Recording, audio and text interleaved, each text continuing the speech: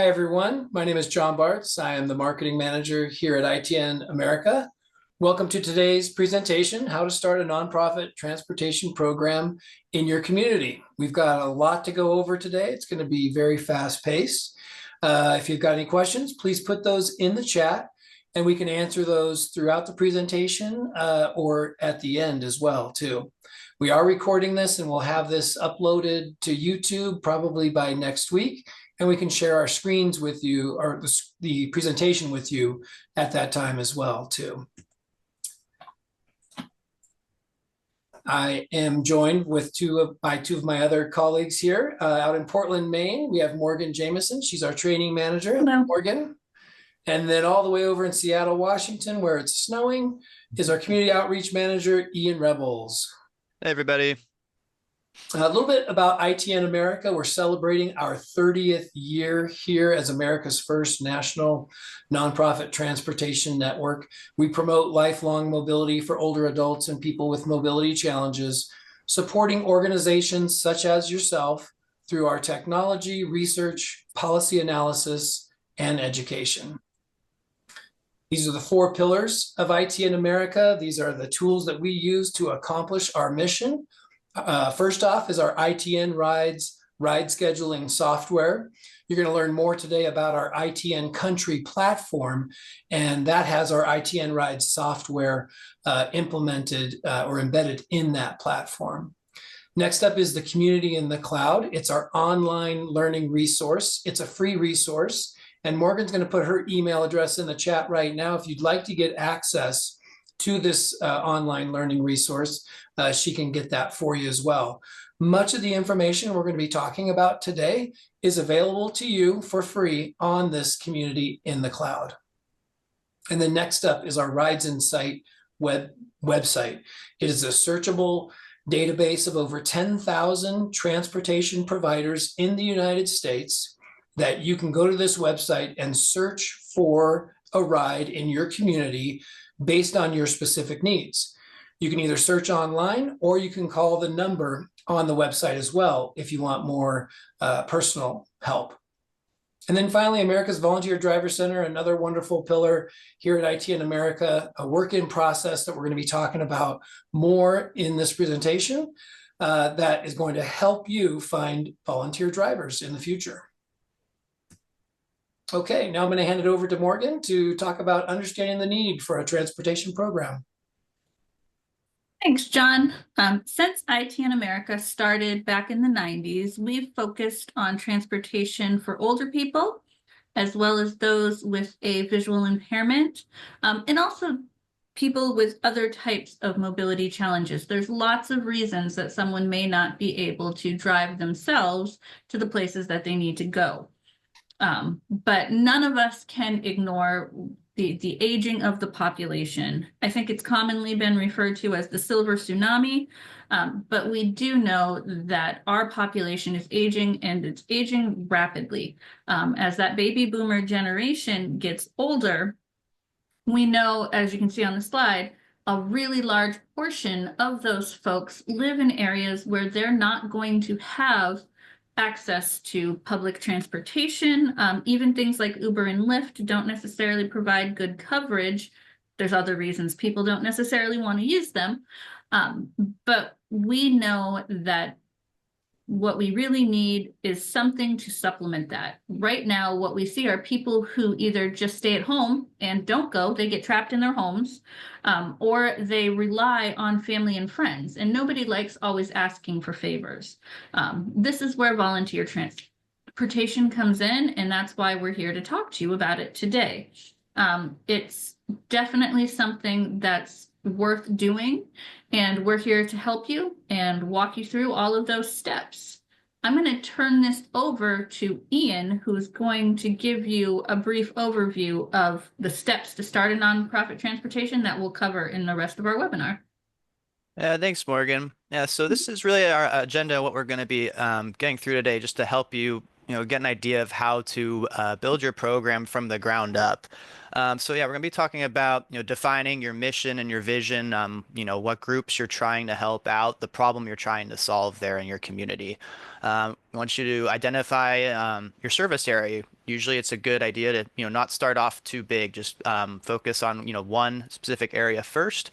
And Morgan will talk more about that later. Building your volunteer driver base. That's obviously massively important for volunteer driving. You need volunteers, and that's one of the bigger challenges. So we'll talk about some resources we have for that as well. Selecting the right tools and software. I'll go into a little bit about ITN Rides, which is our ride coordination software. Super helpful tool. And we'll be talking about securing funding as well. Morgan will go over some of the ways to, secure funding to get you one off the ground and to keep you going as well. Then we're going to talk about developing policies and operational plans, how your organization is going to look and all the kinds of insurances you need to consider, all of that good stuff. Then lastly, we want you to help you market your service. We want you to get the word out, one, to attract more volunteers, and two, just so people know that this is an option for them out there. Next. So defining your mission and your vision. So I like to think about this as really just identifying the problem in your community, what goals you have for solving that, and then really what steps you need to take to solve that problem. And that's where we're going to come in to help you with those steps.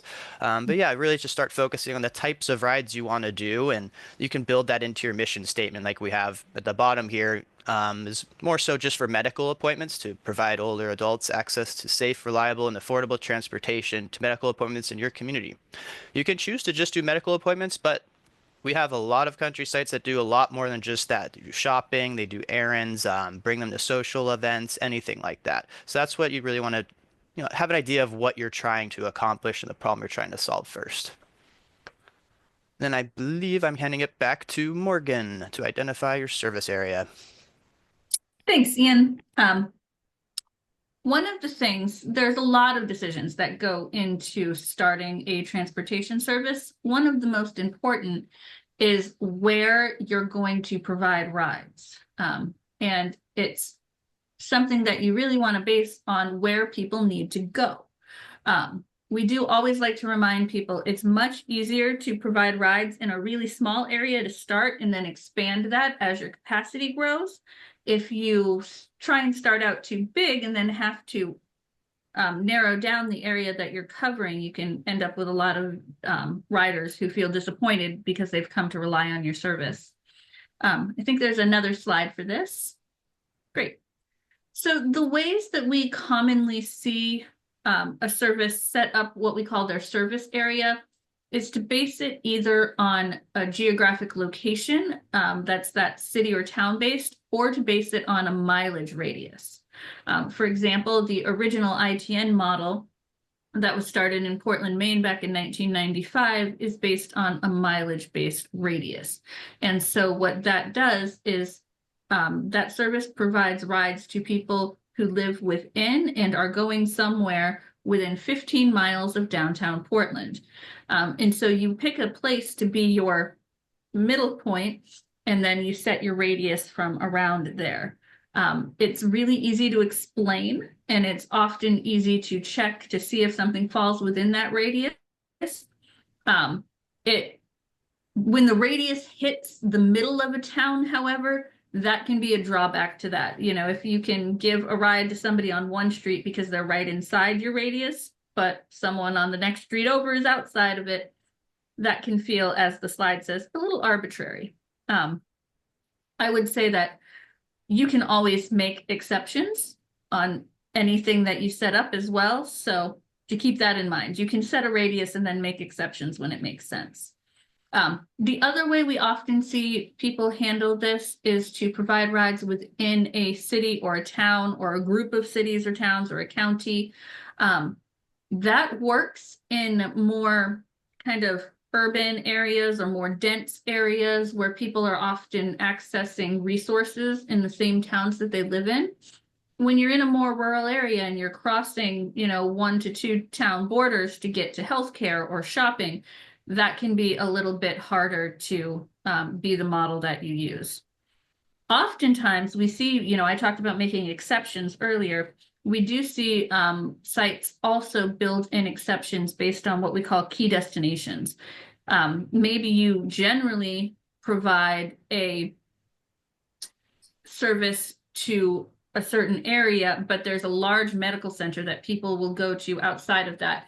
And so that's a destination that you'll make an exception for. So you might cover this whole town plus trips to the medical center. And so that's another way that people can look at service area. So the service area is one of those determinations. As Ian mentioned, the other thing that's really important are volunteer drivers and being able to recruit those. And I'm going to turn it back over to John now to talk about volunteers. Okay, building your volunteer driver base. Yeah, very important part when thinking about starting a new transportation service. We've had some luck with a lot of our sites on volunteermatch.org. It is a free service. You can go out there and start an account there and put up your needs and get some submissions from people in your local community. We found that's worked very well. What's important is not only to find these wonderful volunteer drivers, but also to keep them, right? And keep them engaged. So think about recognition programs, think about maybe quarterly or annual luncheons, some sort of appreciation event.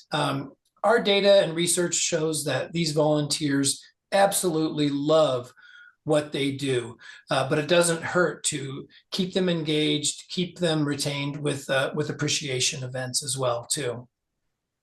And then finally, America's Volunteer Driver Center. This is a work in process. This is something that IT in America is working on. It's one of our 4 pillars. It is a long-term recruitment program to help all types of providers find volunteer drivers. This is a free service. You do not have to be on the ITN America platform or a client. This is going to be absolutely free. Like I mentioned, it's a work in process here. We're probably about 9 to 12 months out from actually launching this with the public. But in the meantime, we're going to be reaching out to providers such as yourself to get you signed up. Our goal is to find 1,000 nonprofit transportation providers that need these drivers. So step 1 is us getting you signed up onto this platform. So in the next month or 2, you'll be seeing an email from us inviting you to join on the new website that we're just building right now. Not quite done yet, but it is on its way. And we need to get you signed up. Again, it's free. We need a little bit of information from you, but we're going to get you set up. And then once we've got that database of providers, then we're going to turn on the public awareness campaign, the large advertising campaign, to get people connected with you. So a wonderful program, still a work in process, but more to come on that as well. And now I'm going to turn it over to Ian to talk about selecting the right tools and software. All right, thanks, John. So I'm gonna get a little bit into the nuts and bolts here. So yeah, just to get you started off, you're gonna need a couple, basic things. You'll need internet. You're gonna need a computer. You're gonna want a phone line of some sort, whether that's a landline or a free service you can get online. Just because most riders at most of our country sites are calling in to schedule their rides. They don't always go online to do it. They prefer just to talk to somebody. And you'll need a website so people can find you as well. And then there's a couple of software solutions you'll want too, such as various email marketing options that are out there. A lot of them are free just to help with volunteer recruitment and also just spreading the word of your service once you get up and going. You're going to want some sort of accounting tools, just like any other organization or business. You're going to have, expenses, you have to manage your funding, all that good stuff. And last but not least, where we really come in is the scheduling software to coordinate these rides efficiently. So you can go on the next slide. We can get a little bit more into that. So I was gonna do a brief overview of the ITN Country platform. And I like to think of this as three areas that really build this entire platform, which is a full circle support system. It's not just ride coordination software. But those three parts are, one is the ride coordination software. We call it ITN Rides. The next is a whole bunch of programs I'll be talking about next slide that help you sustain your service. And it's a lot of programs. We help you implement those programs as well if you choose to use them. And you also have us. We're always here to, help you every step of the way. If you're just getting started or if you're already an existing transportation provider, we'll help you keep going too. I can go on to the next slide. So here's just a few of our programs. I'm not going to go into too much detail of them, but just to give you an idea of what some of the programs we offer here and we can help you implement to make your service more sustainable. This one is I want to talk about the Ride and Shop and Healthy Miles. These are really great programs and they're designed to help subsidize the cost of rides, one for you and for the riders. And this is essentially helping you partner with various, it could be a business, a barber shop, a local grocery store, or any kind of medical institution for medical appointments. We help you partner with them to subsidize the rides, and these folks will help pay for a lot of these rides because getting the person there is good for both parties. It gets the rider to where they need to go, and it helps these businesses get more business or these medical institutions not miss health appointments. The other one I want to talk about is car trade and donation. So as folks outage their ability to drive, they often still have a car and don't have anything to do with it in a lot of cases. So they can use that to donate that car to the organization, one, to help the organization keep doing what it's doing, providing rides. And they could also use it for what are called ride credits, which will go into the next part, which is the personal transportation account that you can choose to use. And these are credits that are earned by drivers mostly, or folks that donate their car. They could earn credits that way too. And these drivers can bank these credits for themselves for future use, or they could give it to a loved one that is using the service. Anything like that. It's just another way to help subsidize the costs and really just make your service more sustainable. So we can go on to the next. And this one is a really great program. Thanks to Regeneron, we got a grant through them that anyone that is on our software, on our platform, for any eye care ride, whether it's eye surgery or it's just a checkup to get new glasses, anything like that, you get $15 per ride for that, $30 round trip. So it's another just really great way to subsidize the cost of these rides and help maintain your organization, your service for your community. Go on to the next slide, please. All right. So I'm going to go a little bit into the ride coordination software itself, which we call ITN Rides. Now I don't have the time today to do a full demo, but I'll put my email in the chat here. Just so if you're interested in seeing our software in a demo mode, I can set it up and we can do it one-on-one at any time. Feel free to schedule that with me after this. But the great thing about ITN Rides is we can customize that software solution for you that fits your need. We know that one size doesn't fit all. Everyone's service is going to operate a little bit differently. Some of our sites have paid rides. You have to pay for them. Some of them do it completely free or donation based. Some folks have paid drivers. Some people only have all volunteer drivers. We can accommodate all of these things. We can accommodate what types of reimbursements you want to do for reimbursing their mileage.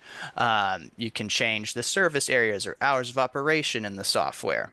Membership dues. You can whatever types of ride purposes you have, you can put in there too. For example, those eye care ride appointments, you're going to want to mark those as eye care ride appointments so we can pull that report and give you those reimbursements.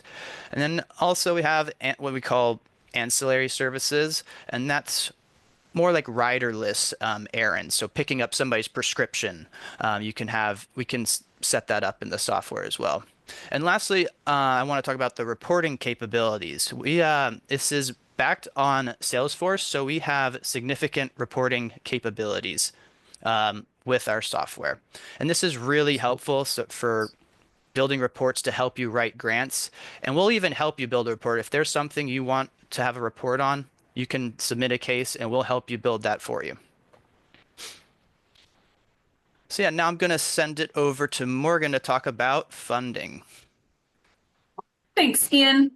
So as Ian was mentioning, there's lots of different decisions that you make for your program, and the ways that you choose to customize it will help to determine how much it's going to cost to run your program. There are ways that you can set things up so that it's a very low cost effort. However, there are always going to be some costs associated with it. Insurance is something that all programs will need, and insurance laws vary by state. In the Community in the Cloud website, there is a lesson on insurance to talk about different types of policies, but that's going to be an expense that you're never going to not have. Additionally, if you use things like paid drivers, those are things that you'll have to pay for. If you want to reimburse volunteers for their mileage for driving, that's something that you may have to pay for. And because of that, we wanted to talk a little bit about how to fund your programs. One of the ways that a lot of programs are now making sure that they have some recurring revenue is to charge a nominal fee for their rides that they provide. We know that transportation in many households across the United States is the second highest household cost. So people are used to paying for transportation, and even if you're charging, quite a bit less than it's actually costing you to deliver the ride, that's at least making up a portion of it. In the ITN Rides software that Ian was just talking about, there's a number of different ways that you can charge. You can charge a yearly fee for people to access your service. You can charge on a per ride basis. You can do it based on mileage for those rides or a flat rate.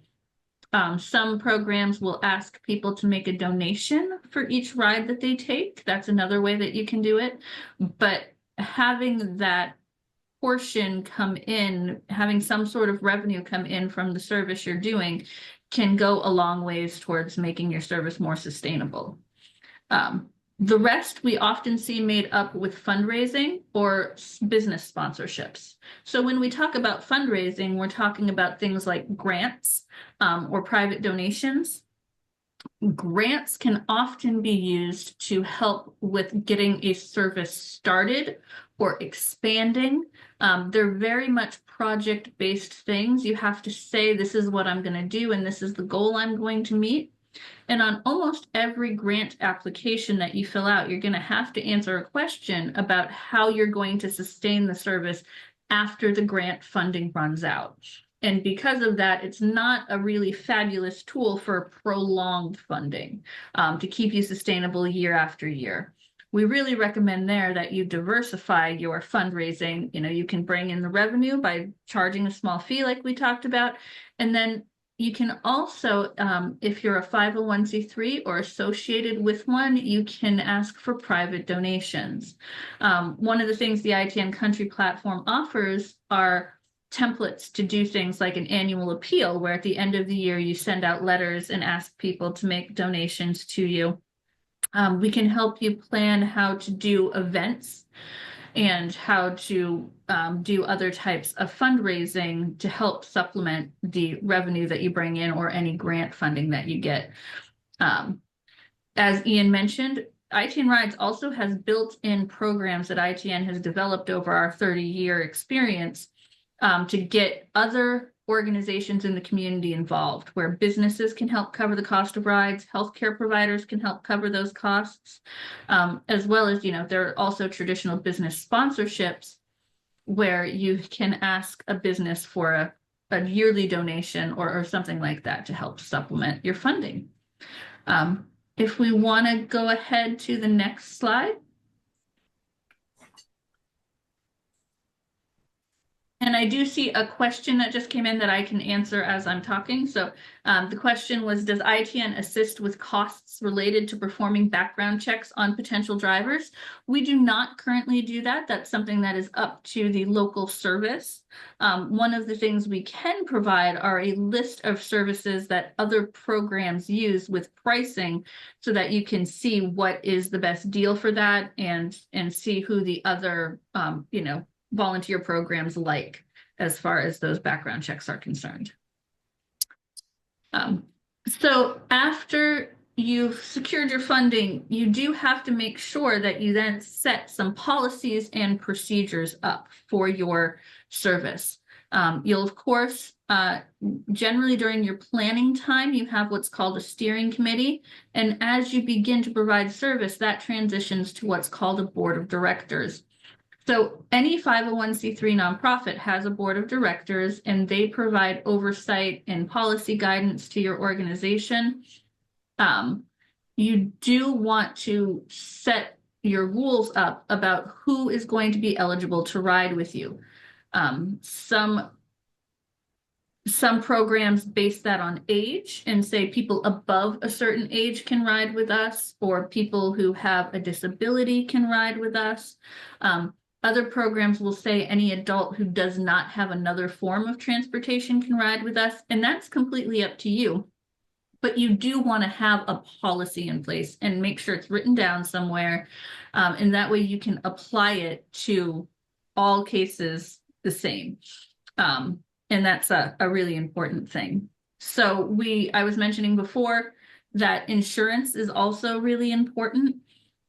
There is a lesson on this in Community in the Cloud, but just to give a brief overview, you're almost always going to need board of directors. It's a board and some sort of board policy to protect your board of directors. People generally don't want to serve on a board of directors unless there's insurance protecting them.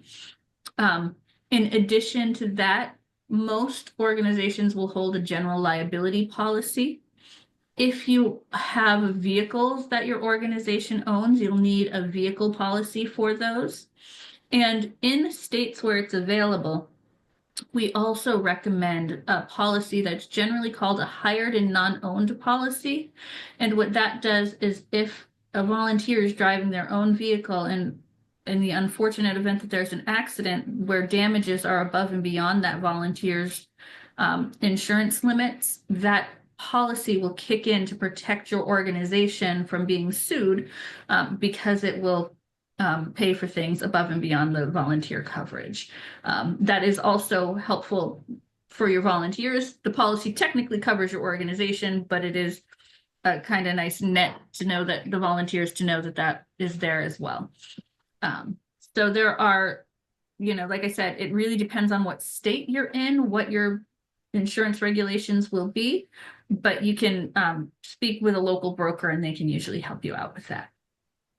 I am going to hand this back over to John, who's going to talk to you about once you've made all these decisions, how do you get the word out? Thanks, Morgan.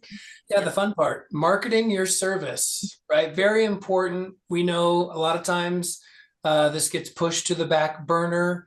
Maybe you don't have somebody on the team that understands marketing. Not that this requires, a degree in marketing, but if you're in need of some help when it comes to marketing and promoting, you can go on that volunteer match and seek out not just drivers, but marketers as well. There's other websites that you can go to, those freelance websites like Fiverr, Upwork, Guru, Freelancer that offer low-cost project-based marketing services for you.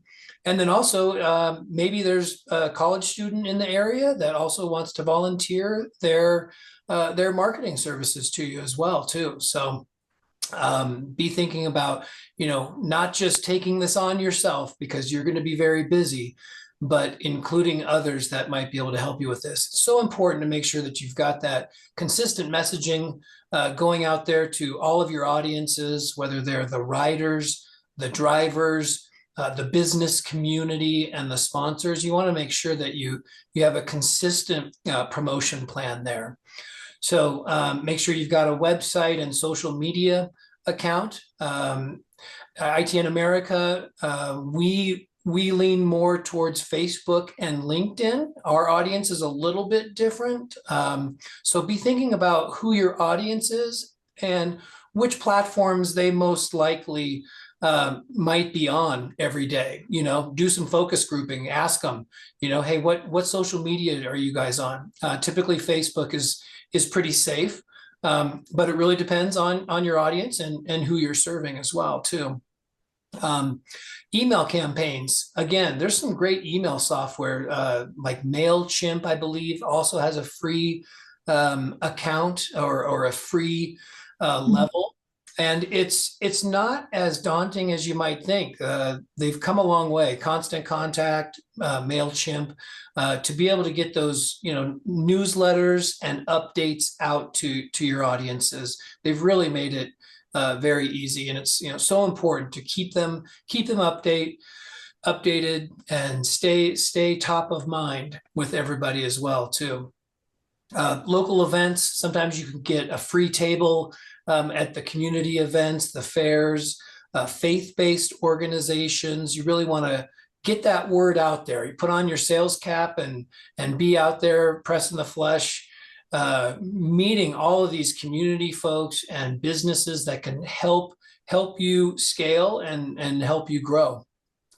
Other ideas, creating flyers and handing those out to the senior centers.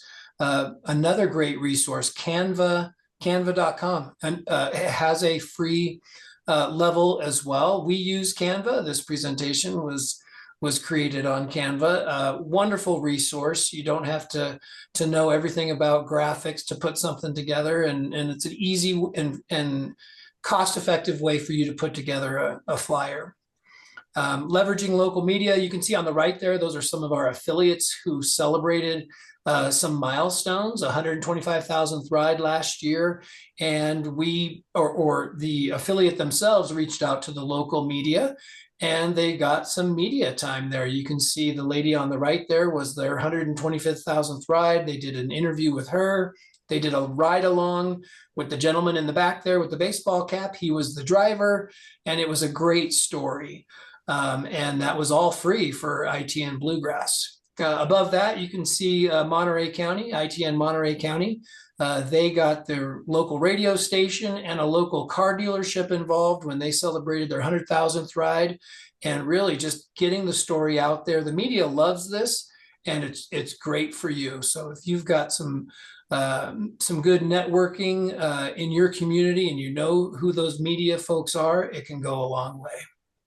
And then finally, make sure that everybody in your organization, has everything that they need to help spread the word of mouth, the knowledge, maybe some tchotchkes or something to help just get the word out about your service. Okay, that's a quick overview of marketing. If you have any questions, obviously, feel free to reach out to us on these things. A lot of the programs that Ian and Morgan talked about, like the car trade, we provide those brochures for you and put your logo on the brochures so that you're armed with the marketing tools that you need to promote those services as well. We did have one question come up that you might be able to speak to there, John. Brian was asking, what are the best ways to market to seniors who most often don't use the internet? What would you say in your experience? Yeah, great question. We do find that when we do our surveys, a lot of times we actually mail the surveys to folks, knowing the age range of our riders. We actually use the mail and send it out to them that way because email is not effective. So yeah, getting face to face with those folks, reaching out to the community senior centers and finding out where they're at. Even looking at the print newspapers. A lot of people are still reading the newspaper. So think about traditional media as well too, but definitely reaching out to the libraries, the community centers, and asking to put those flyers up as well too. Good question. Oh, thanks, John. And John, I would add to that that if we're talking about getting the word out to riders, oftentimes doctors' offices and public safety people can be super helpful. If somebody's getting pulled over by someone because maybe they aren't being a very safe driver, having, public safety people love having a resource that they can provide to people as well do doctors. Absolutely. Great suggestion. Cool. I think there was also one question earlier. I'm not sure if we got to that. If did we get the PowerPoint presentation emailed to those two folks? We're going to be sending this to everybody, but Yes, I did see yeah, that. I okay. sent that over. Yes. Great. Yeah, it's funny you brought that up, Garrick, as far as screen readers go. That is another cool feature about our ITN Ride software. You can actually use screen readers for it. One of our affiliates has a ride coordinator that's almost completely blind and is still able to use our ride coordination software. So funny you brought that up.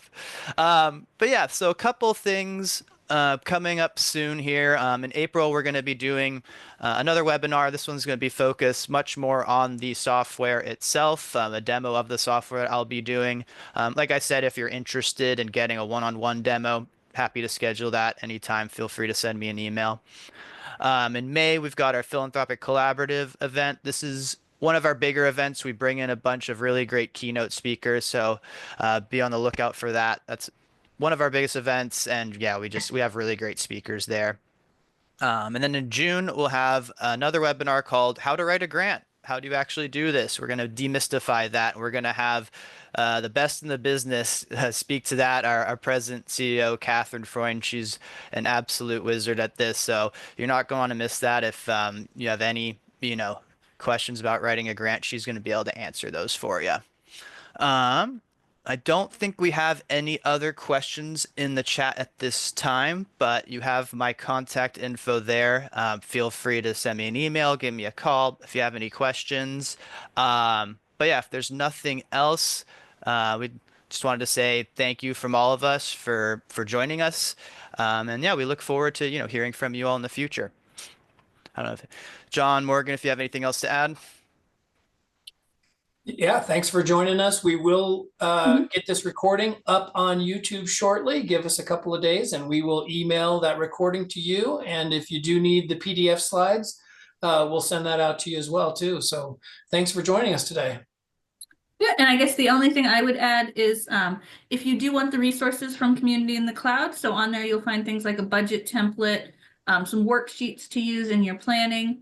You can, I did at the beginning of this put my email in. It's morgan.jameson@itnamerica.org. So you can send me an email and I'll get you signed up for an account on our Community in the Cloud website.